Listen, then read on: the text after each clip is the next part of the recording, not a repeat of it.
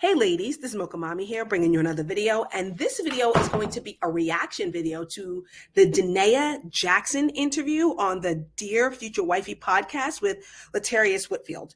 So for those of you who are not familiar with this particular podcast, it's a faith-based couples podcast that usually has some pretty funny viral shorts, but it's basically a Christian perspective on dating, marriage, and parenting. So Naia Jacson appeared on this podcast really telling her story from her troubled childhood to healing from an SA that happened to her as a teen and her tumultuous relationship with content creator Derek Jackson. Now, here's what I will say. I never really fell much for Derek Jackson's content. Just kind of really, I really identified with Naia going from the predominantly white high school, being the high achieving girl, being sort of like preyed upon or maybe sort of attempted to be manipulated by like the popular jock to kind of do their homework and things like that. So again, I could relate to her on that. And then, going to an HBCU from that environment where you're in a predominantly white high school. So I just really could relate to her on that. But one thing I will say is that I feel is a common occurrence that really isn't talked about a lot. When Black women do date the middle class guy from the two-parent home and who has the good grades and the career potential, oftentimes there are a lot of boundary violations, okay? Here's what I found to be true, that a lot of times successful Black men don't really have a great support system in other successful Black men or other men, period, right? They're often surround themselves with Black women. If they want to advance, usually it's Black women who will take them under their wing and then for them to advance, who provide the support system for them to advance. And a lot of times with having a predominantly female support system, it leads to a lot of boundary violations. So that's just what I found from my personal experience. And I got that vibe from Derek Jackson. It turns out I was right.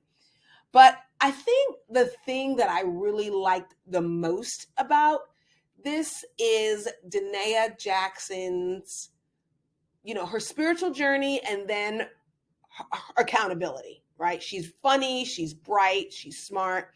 I do think that Latarius Whitfield did make a conscious effort to consult a stylist and a makeup artist because he was very aware of how people perceived Naia from the whole Helmet of Salvation video and how she had appeared to be, not in her right mind from the social media. She does address those things.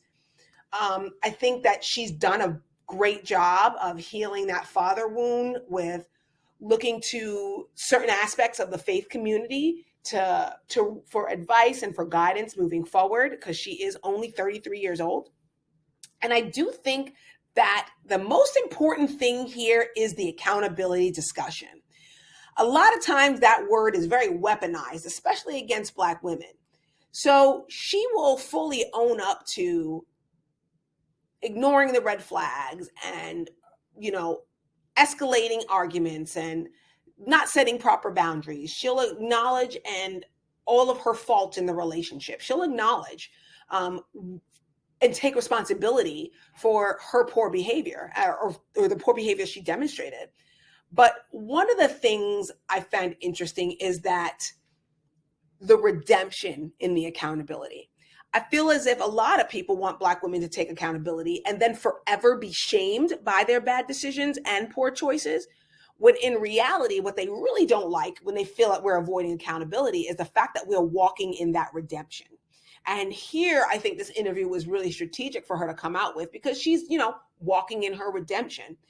And the thing that really stuck out to me the most, the thing that struck me the most was when Latarius was kind of praying over, it's about the hour and the 30-minute mark on the second part, on part 2 of the video, where he's kind of really praying and manifesting over her new ministry, over all of the things that she hopes that her story will encourage women, particularly Black women, to do and Black women to be. I really appreciated the fact that not only did he say that prayer over her, but she raised her right hand up and said, I receive it. And how many times have we as Black women have gotten the encouragement, the education, the edification, and just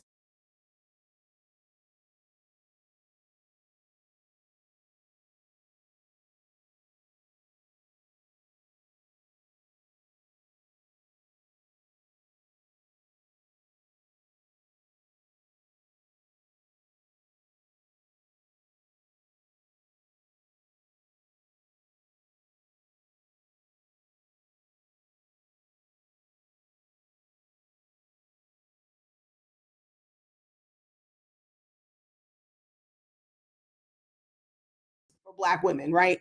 I really did appreciate that in this interview.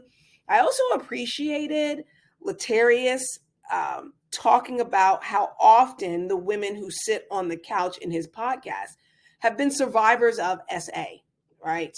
And how that is a conversation that he now wants to breach, because I feel as if a lot of Black women, we know 60% of us have experienced SA before the age of 18, and that really does paint the way we